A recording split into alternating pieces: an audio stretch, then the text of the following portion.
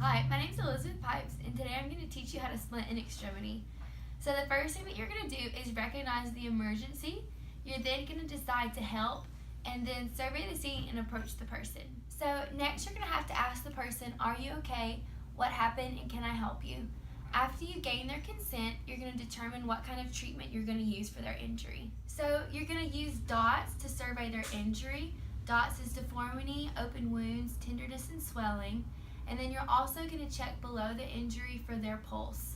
And then you're going to apply the splint and check CSM. So you're going to need to make sure that the injury is stabilized.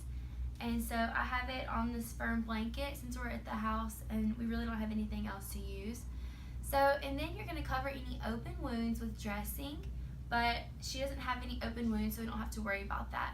The next thing that you're going to do is check CSM again, that's circulation, sensation, and movement.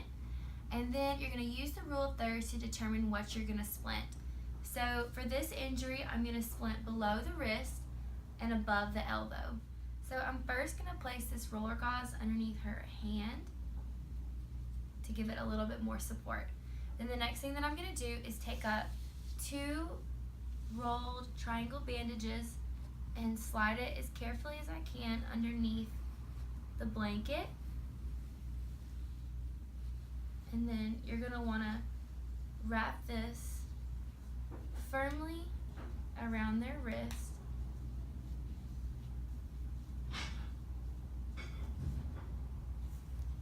To where it's nice and stabilized. Taking care not to do it too tight so you can still feel a pulse down here. And then I'm going to take the second one, bring it underneath the blanket again, and then do this above the elbow. Just going around those 2 joints to stabilize it.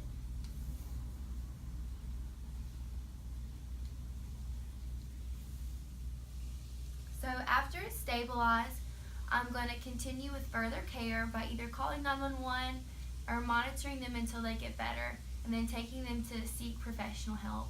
And then I'm just going to dispose of my gloves properly. Also using RICE, that's rest, ice, elevation, and compression. While you're helping them, be sure to ask sample questions so you can get a better feel for what happened, and also use RICE, that's rest, ice, compression, and elevation.